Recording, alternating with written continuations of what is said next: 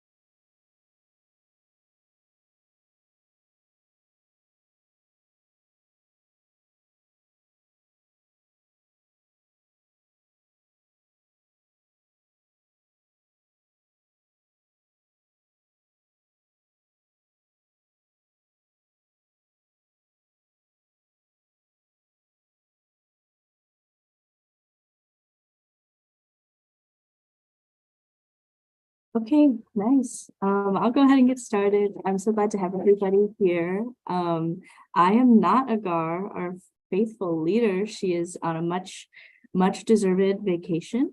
And so she asked me to step in and host for her. My name is Tess. I come to quite a few Breaking Breads and I work at Mana here with Agar, and I'm really excited to be with you all today. And I wanted to take just 1 minute to shout out that we are joined by Haley and Rachel, who are Mana's dietetic interns, visiting us for just a short amount of time. We're so grateful to have them, and they're going to be giving, oh, someone's in the waiting room. Oh, okay, I need to multitask. Okay, they're going to be giving a sweet presentation for us. But before we get started, I wanted to just kind of reintroduce the session and give us some guidance on the meeting that we're going to have. Basically, Breaking Bread, Mana likes to host Breaking Bread so that we can have a space for conversation every month. We want it to be a space where people can come together, food providers, community organizations, community members, and individuals can come together to talk about anything that's on our mind about food, particularly about food insecurity in our communities. And so I'd love if everyone could just drop their name in the chat and how they came to come to Breaking Bread, if this is their first time, and if they are affiliated with any orgs, so I can just get to know everybody, get to see everybody. And if anyone's having anything yummy for lunch, please feel free to drop that in the chat as well. And I'm going to drop in the chat the meeting invitation for next month, just so we are looking forward and you guys can get it on your calendars if you wish to have it. Next month, we're thinking about talking about seasonal cooking and just preparing foods that align with the seasons. Okay, now I'm like, I need the chat. Okay, please let me chat. Okay, awesome. Okay. Here is our meeting for next month. Awesome. I see the messages rolling in. Very sweet. So glad to have everybody. Okay. I think without further ado, let me check my notes. Without further ado, I'm going to turn things over to Haley and Rachel for all of their work. Thanks so much for being here, guys.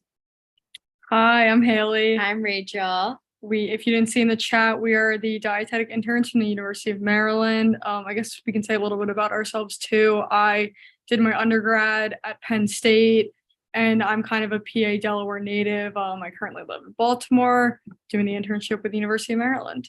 Yes, and I'm from Montgomery County area. I went to the University of Texas at Austin for school, but now back here with the internship. So we're excited to talk about food deserts today.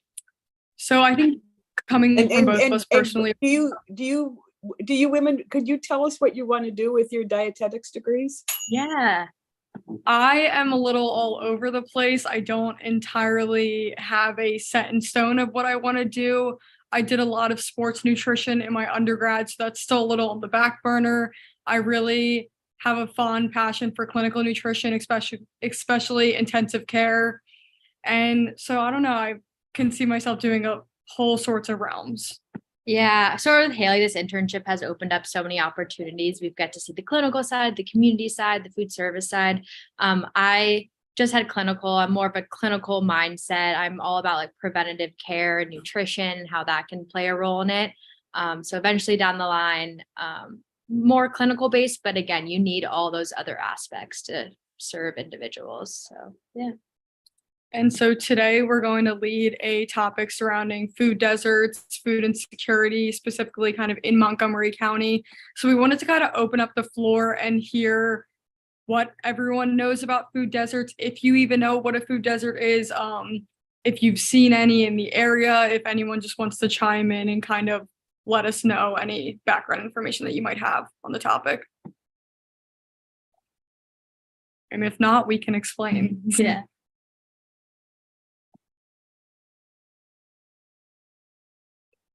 Go ahead. Yeah. Yeah, so from my understanding, and please correct me if I'm wrong, but a food desert is an area in which the residents don't have easy access to grocery stores or a food source. And there definitely are food deserts in Montgomery County.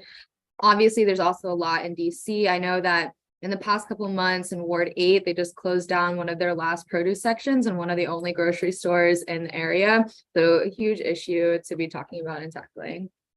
Yeah, you hit it spot on, basically. Exactly spot on, basically, because we kind of pulled from the USDA from a farm bill in 2008, and it basically is an urban neighborhood or a rural town, that type of area that doesn't have that kind of access to fresh, healthy, affordable foods. And we find that you mostly kind of see there's lack of grocery stores in the area. It's really kind of a lot of convenience stores, but there's a lot of other outside factors that can also contribute into kind of why a food desert could exist in a certain specific area. Yeah, and where the term comes from, basically, it kind of emerged in the 70s and the 80s. So the term food desert, we've noticed as we did some research about it, it's often misleading and inaccurate. It pulls the focus from like the underlying root cause of the lack of access in healthy communities. It's not maybe the community's per se fault. There's some shame that goes into that. So we just wanted to touch base on the term food deserts and what that means to you guys. If the first thing when you think of food deserts, what do you think of, I guess?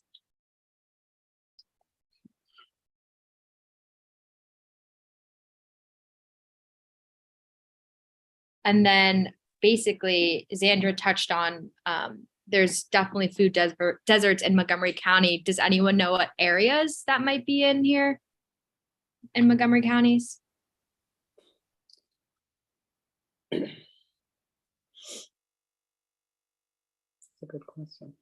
I wanted to comment on, Carol, go ahead. Well, I'm just going to back up one question. Yeah. But when I picture a food desert, I picture a neighborhood with parking lots and closed buildings and no trees on the streets. And I don't know where they are in Montgomery County. What were you going to say, Tess? I was going to say, yeah, the word desert makes me think of kind of like a naturally occurring thing. You know, deserts occur in the landscape as a biome, and they're just, without moisture, and that's just a fact of life. And I wanted to reinforce what Haley and Rachel were saying, that it's not, a naturally occurring, a food desert itself is not a naturally occurring situation, and it's systems of oppression that can contribute to them and cause them to exist. And I also wanted to say that it's really interesting to think about the difference between rural food deserts and urban food deserts, because in the case of a rural food desert, it's, it's many miles that are separating folks from fresh food.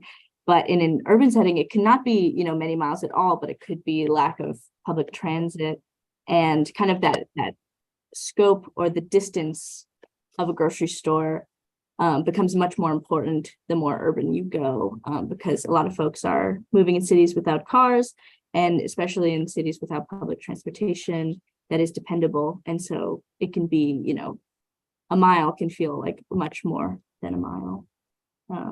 Yeah.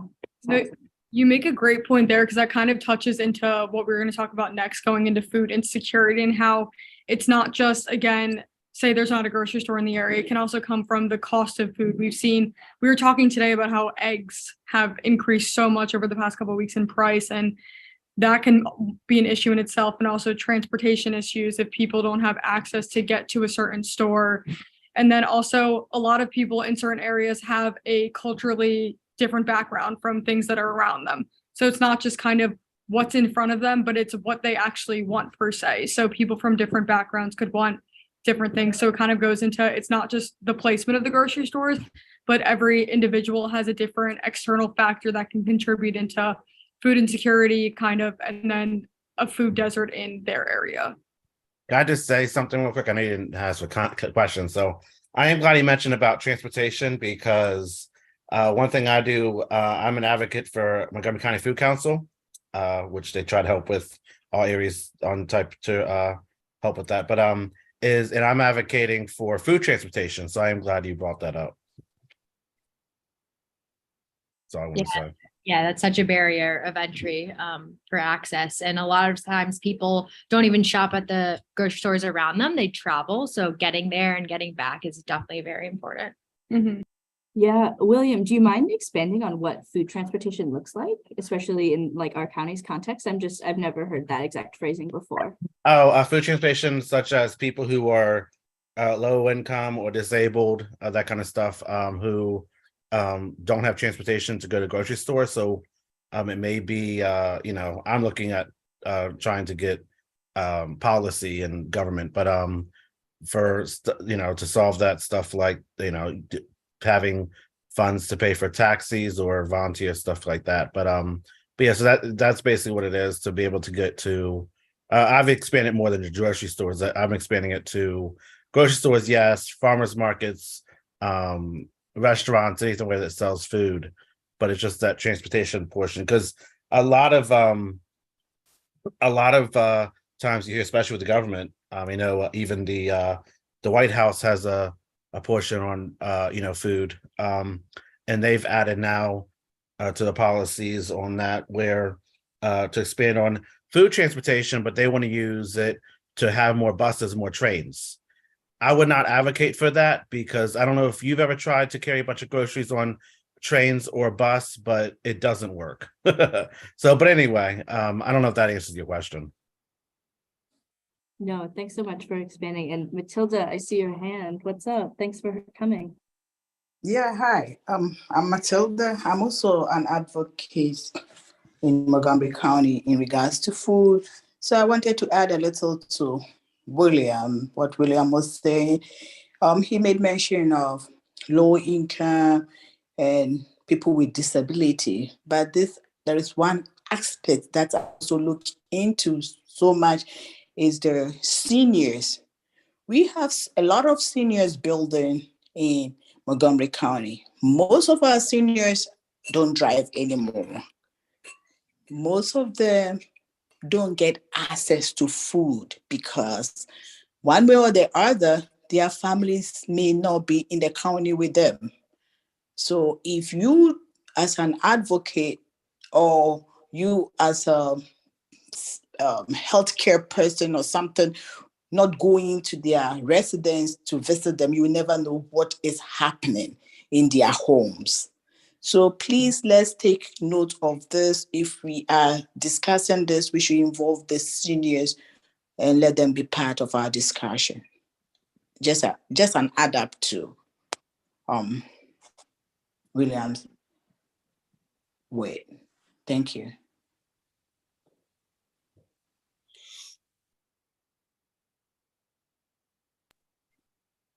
Yeah, I think these are all great points. And maybe circling back to where in Montgomery County, there's technically like a food desert. It's actually in Poolesville. So there's no grocery stores in Poolesville. They only have, I think, 2 convenience stores located there. So I was wondering what everyone's thoughts were on what they thought about that, basically. How can an area have no grocery stores? And not that all, not only that, they also don't have a lot of transportation options either to get to other grocery stores as well. So unfortunately. Andrew and Ellie, if you want. Yeah, Ellie's been whispering in my ear as somebody who's lived in the county for a very long time and also mentioned, was it River?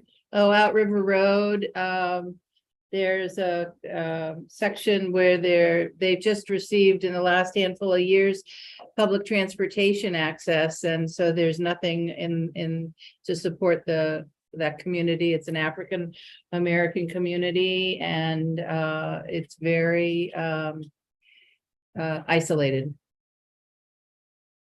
Yeah, and I think that also for me was struck of the roots of where these food deserts are and the populations that are targeted of having to experience the food deserts and taking that into account in the discussion as well.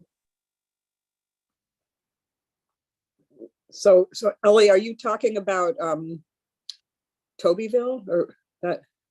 Yes, yes, and that land has been owned by several generations of African American families. Yeah. The county did put forth some effort into that community, but it was the county's effort. It wasn't the community members' effort or wishes. So I didn't realize that was Poolesville. That's Poolesville? no, that's considered Potomac, actually. Okay. Okay, because so I'm not from around here. I moved here 6 years ago. And my association with Poolesville from, blank slate, knowing nothing, is they have all these things going on I see on Facebook about electric cars and, being like super duper environmental. And then they have the locals restaurant that but mostly tries to source all the local, the ag reserve food. And it's like this cool, hip. So I was there, a couple of times. I went to locals once and I kind of drove around there a little bit, but I don't know. There were no stores there, that's for sure. But there's no stores anywhere in the ag reserve area. And so I don't know how that all impacts everything else. And I don't know, the thing that I notice, I do a lot of nature things. So I'm going out, away from Rockville where I live. And I noticed so many developments. It's like Montgomery County, except for the ag reserve, is development after development after development. It just goes on and on and on. And the thing that strikes me about it is there's never any transportation. So the county seems to be totally focused on driving a car. And so what do you expect, That's all. That's my 2 cents.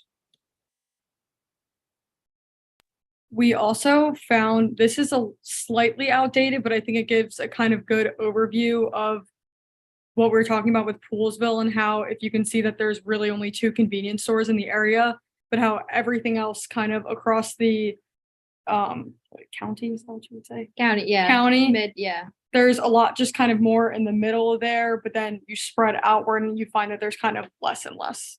So this is just something that we thought would be a nice visual for everyone to kind of see that what is where. But again, this is a little outdated and we try to find a more recent one, but I think with COVID and everything, there hasn't been too much.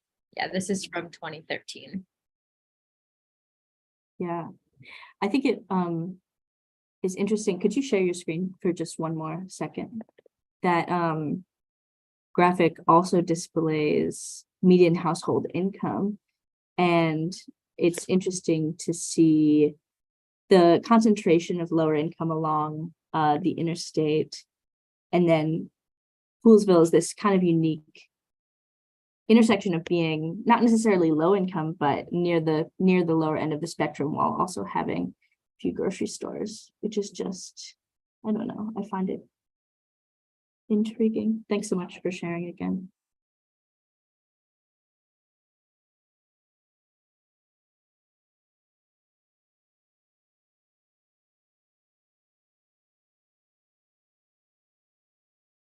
Something that strikes me is I'm grateful that Montgomery County, I guess, only has one, because I know, our neighbors in Prince George's County, certainly that is something that is afflicting, I would say, a large portion of the county. And even in the hyper urban area of DC, where 7 and 8 experience this at high rates. So I know we all are big MoCo folks here, and I'm glad that we're all here to advocate for our county, but that is an interesting dynamic. Yeah. There used to be another one in Clarksburg, but then they got a grocery store there. The train station still sucks there, but yeah. I was just looking at Sabrina's comment in the chat too, and I think that it's interesting of the layover. If it's a food desert, does it also have all of these other community grassroots efforts as well? Food gardens and whatnot, but also the issue with community gardens, even if it has a community garden, is this an all year round community garden? Is it actually able to produce? I think in this country, it's really important to have these green spaces available to the community, but also having a grocery store that has year round food access to a wide variety of what's culturally appropriate for that community is also really important to have. It's not one or the other. Another thing to think about, sorry, I was a little late. I'm Camila. I am the donor relations coordinator, excuse me, at MANA. But for community gardens, they're amazing. I want to echo everything Xandra said, but there's also the component of accessibility to those, because in a lot of cases, even if there is a community garden nearby, that doesn't necessarily mean that you automatically have access to space there. Sometimes people are kind of like grandfathered in by friends or family, or whatever other connections they have to the space. So if the community garden isn't necessarily producing additional food for the community at large, that's another factor to consider.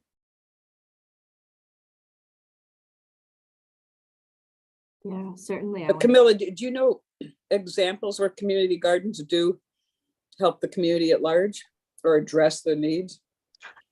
Yeah, specifically in this area, I don't know exact names, but I do know that because I'm not from here, but I've only been here for about a year, but I do know that we receive donations from community gardens. We do receive produce. I've gotten several calls from places across Montgomery County where they said, we have an excess of this particular crop and we'd love to donate. That being said, there are some community garden efforts that get a little bit of extra funding where they set up like a little farm stand and whatnot. I've seen that in New York a lot, where they do sell extra crops, or they just donate. So it really depends on, I guess, the size and how much support they really have. Not every community garden has the same level of resources that others might. So some people really do just have their own plot where they just produce for themselves. They have their own garden. Others have like it's almost like a co-op effort where we're all producing certain items, and then we can either give some away or keep them for ourselves or sell them. So it depends on the place, but I'm not sure of exact examples here, but I can look into our database to see who's donated to us. That would be a good jumping off point. Does anybody from MANA know what MANA's relationship is to a food desert area?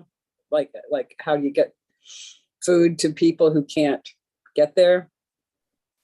I want to, on that respect, I want to call out our Sandra and Ellie, but before I do, because they work in participant services and help folks that can't make it to our distributions, get to our distributions, but on the vein of gardens that are supporting their communities. I don't want to put Robin on the spot, but we do have Robin in the Zoom room with us, who's the co-leader at Montgomery County Ag's Extension demonstration garden, and she does just tireless work and donates a ton of it to Mana. So I just wanted to say thank you so much for being here, and I would love to kick it over to Sandra.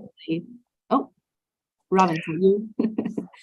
So I can talk a little bit about gardens that Montgomery County and University of Maryland through Ag Extension run. We have the demonstration garden at Durwood, which is just behind the Ag Extension building at the Agricultural and Farm Museum on Muncaster Road. And we have dedicated our harvest to Mana, most of which goes in the back of my car. And I deliver it to the warehouse. We've been doing that since 2014, I think.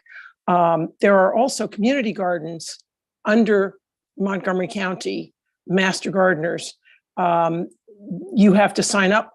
And as Camilla says, it may not be easy to get a plot.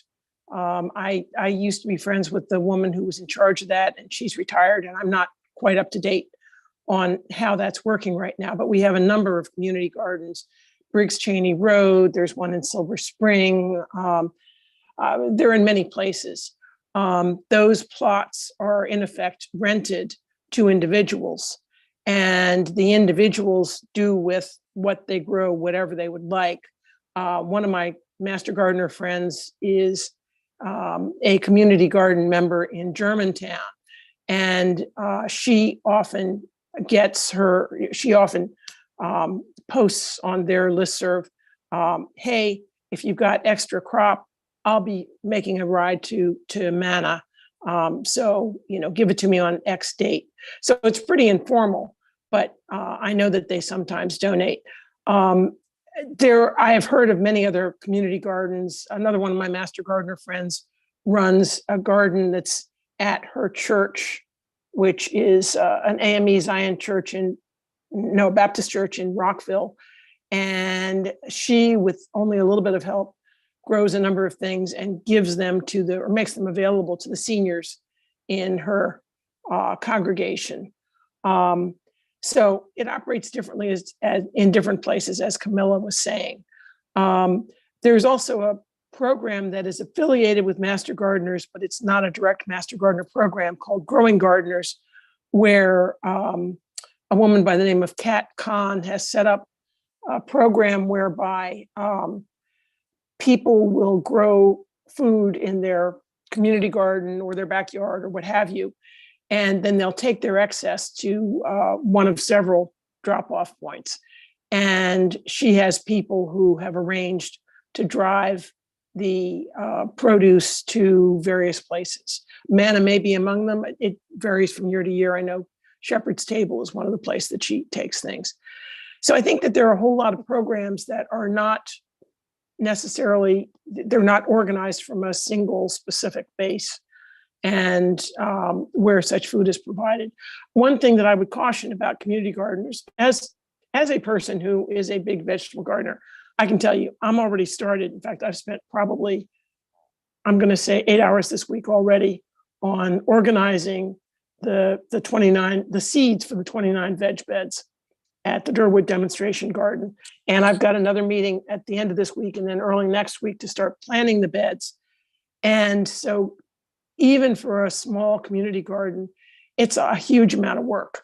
And if you're somebody who has 2 jobs, do you have the time to get yourself to the community garden at Briggs Cheney Road, to which I do not know of any public transportation, and spend the effort to grow things successfully? Thanks. And thanks for organizing this. Robin, I kind of had a question to bounce off of that. I guess kind of, how did you learn about kind of the whole gardening thing? And when you kind of go to help with these other beds, you have to educate them on how a lot of things work. 'Cause I guess that's also kind of a time factor in, do the people know how to properly take care of the garden itself? Well, Montgomery County Ag Extension has various educational projects. I took a Master Gardener program, which is not for everybody. You have to have 70 hours to devote to it, and then you give service hours each year, 20 service hours and 10 educational credits. So being a Master Gardener is one way. Growing Gardeners, this program run by Kat Kahn, they offer some hands-on, actually, I think it's mostly web programs.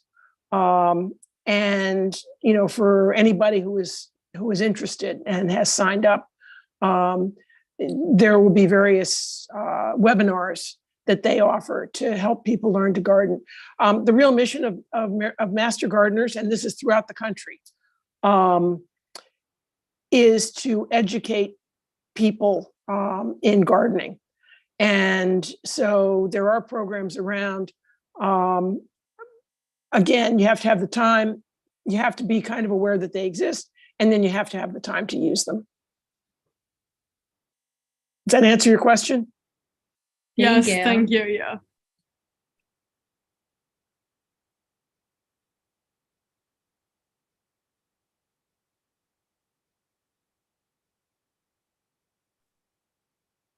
Nice. I would love Yeah. if our folks from participant services could comment a little bit about the LIFT program and things that Manna are doing to get folks to the food. Are we on? Sure, we provide, provides lift services for our participants. This is, these monies are available through a grant we have received. And for seniors and those who identify with disabilities or who cannot manage public transportation, we can provide a lift ride from home to a distribution site and a return ride back home with their groceries. We also provide one-way service from the distribution sites to homes for participants with their grocery order for anyone who needs it. So if anyone can get to a distribution site but needs help with the return ride, we can provide that. Participant services and logistics work very closely so that all the participants have to do is to let a Manna employee know at the distribution site that they are in need of a lift ride, and one is provided. We do have some parameters. We're not going to transport people from Germantown down to Piney Branch Road in Silver Spring because it's way too costly. So we're still expecting participants to go to the distribution sites that's most convenient for them and closest to them. Yeah, and we also provide deliveries as well, but those also have to fall within the parameters at the moment of being a senior over 65 who lives alone or with a disability. And so it's an amazing program, but it's not necessarily accessible to everybody. And so one thing that we've tried to do in participant services is knowing that we are not the only organization working within these communities and working for food justice. So making sure if somebody doesn't fall within the parameters, that we could offer a delivery or a two-way lift, that we're able to then refer them to another organization that can, because we can't, not one organization can do it all for sure, especially when you have to fall in the limits of a grant. Yeah, absolutely. Thanks, guys. Thanks, guys, for speaking on that. Yeah, it's not the most ideal situation, but I'm really glad that that program exists at all. Nice. We had a question to propose, just kind of going off of food deserts, food insecurity, and our question was that this is, anyone can answer this. What problems do you think arise to the community, the individuals with lack of access to fresh produce, and how just not having that can affect their lifestyle, preventative measures and stuff like that?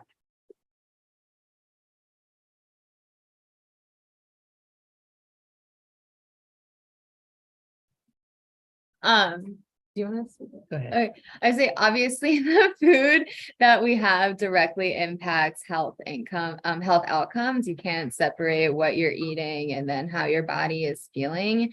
And so disproportionately, the communities affected by food deserts are communities of color. Those communities of colors are already at risk for other health, bad health outcomes. And then on top of that, they're dealing with not having access to healthy food and nutrition.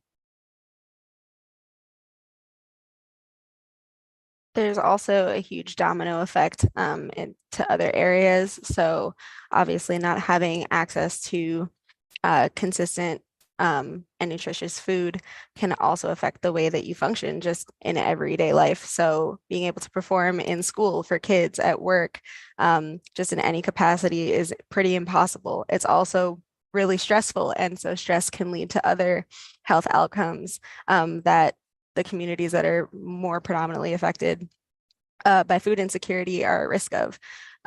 So it really isn't just about hunger, although that's obviously a really huge factor, but it does affect every other part of your life.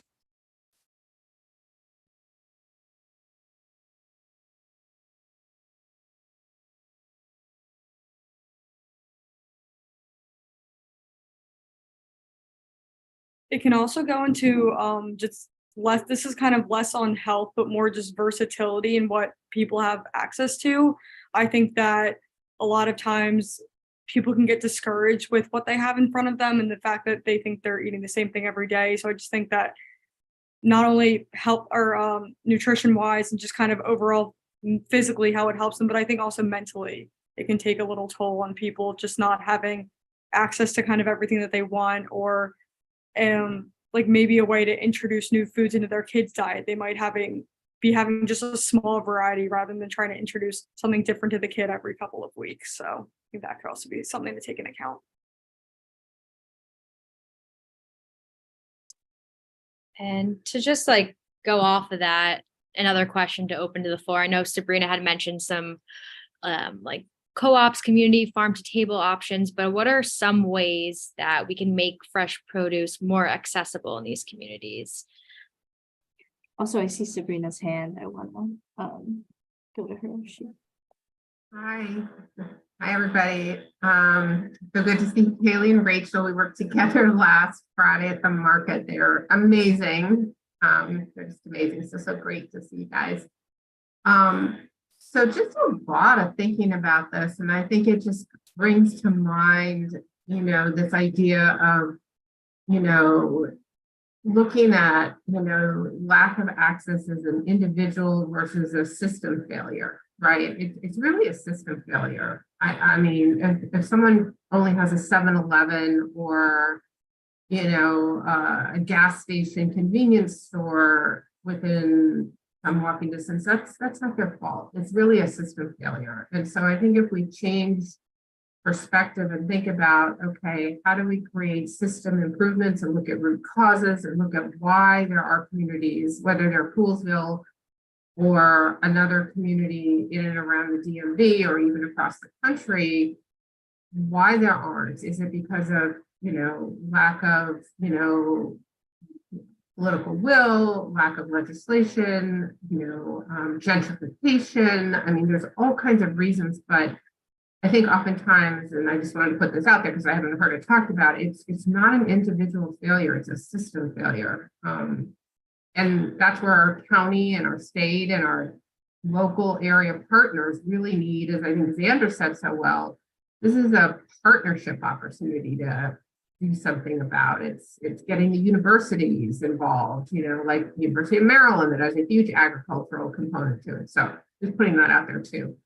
And then the other thing I think that's just so important is just flipping the model. And I think Manna does this so well in so many ways, is instead of expecting the individual again to do all the work, you have to come, you have to find the transportation, you have to, yes, we still need to work on solutions for people to have those things, but maybe there's, economy of scale, there's carpooling, there's a bus that takes 20 people to Manna instead of one person at a time, you know, that kind of thing.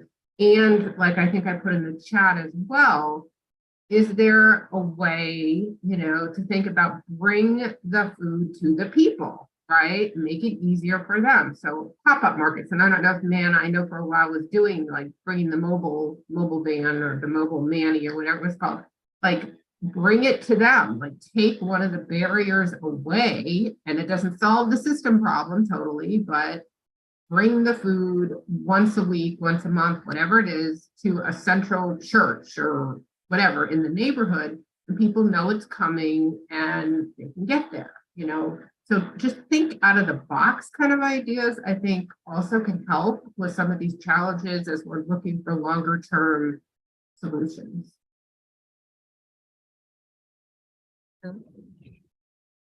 I also want to make mention of Manna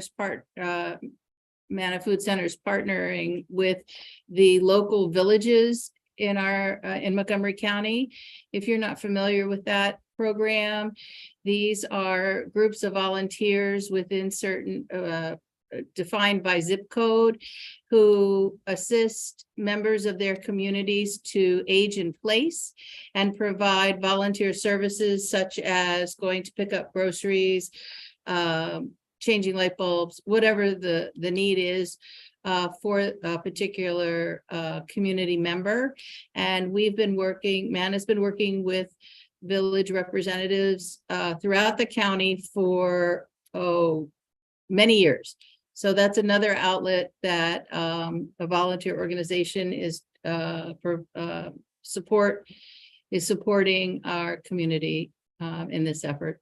Yeah, and I also think that choice and opportunity is really important. I think food pantries are great. I think food pantries, though, are open Monday, Wednesday, Friday at a particular hour that doesn't always work for everybody's schedule and life. And so as the SNAP outreach coordinator and dealing a lot with federal benefits, I think also just getting money into the hands of people that need it, that can choose when, where, and for what they want to spend their food on. Because now with SNAP, yes, you don't have transportation, but if you have SNAP, you can use Instacart, you can use Amazon Prime to get that delivered to your home with the groceries that you want, with all the variety that you want as well. And so I think food pantries are necessary in the interim, but I think in the long term, also just being able to get those income and those resources and that money in the hands of families is really important as well.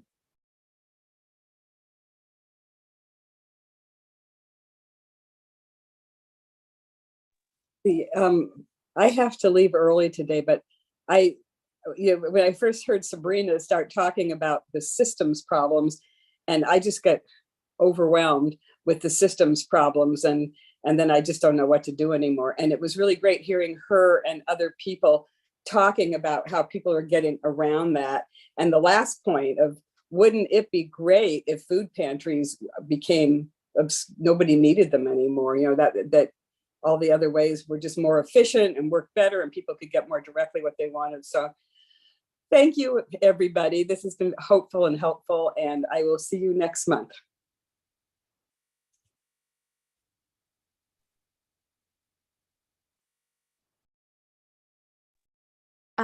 So I just wanted to add to what Zandra and Sabrina said.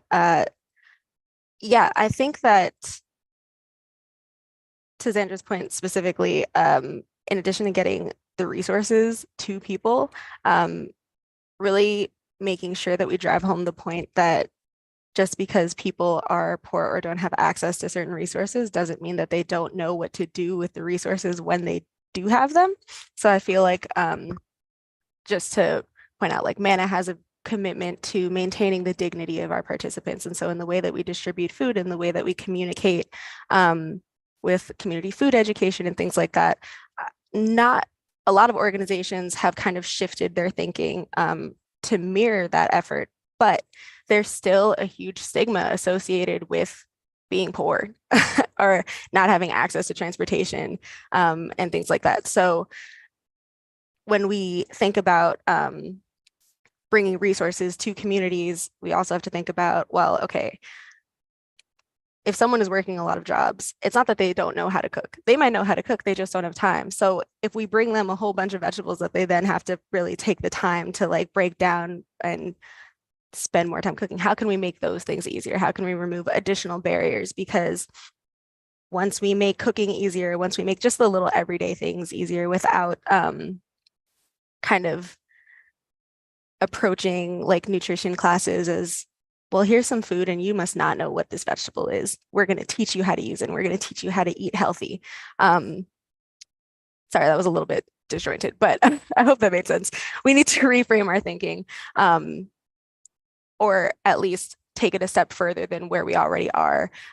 Because again, Mana has that commitment to ensure that the work that we're doing isn't coming from like a condescending place.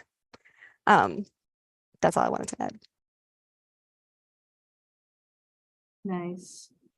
I wanted to keep an eye on the time and make sure that everyone has time to get to their 1 o'clock. Oh, Joshua, I'm just reading your comment. Thank you so much for coming. Awesome. So I wanted to just pass it to Haley and Rachel if there's any final things, closing remarks we wanted to talk about. No, we want to thank you guys all so much for adding so many points. I learned a lot that honestly that I will take back with me. But yeah, any questions though for anyone? Anyone have any lingering comments or Anything? anything?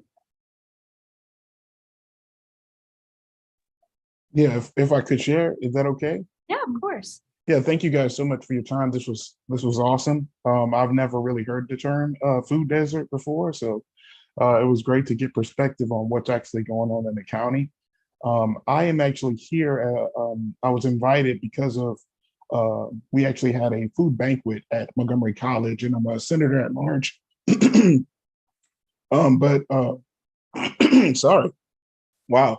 I was actually homeless for a while in Montgomery County. And through advocacy and a lot of the apparatuses in Montgomery County, I was able to work my way out of that. And a large portion of my sanity and obviously my hunger was medicated, for lack of a better word, by Mana and all of the services that you provide. And I actually had an opportunity to say that out loud. And again, she was like, well, you need to come.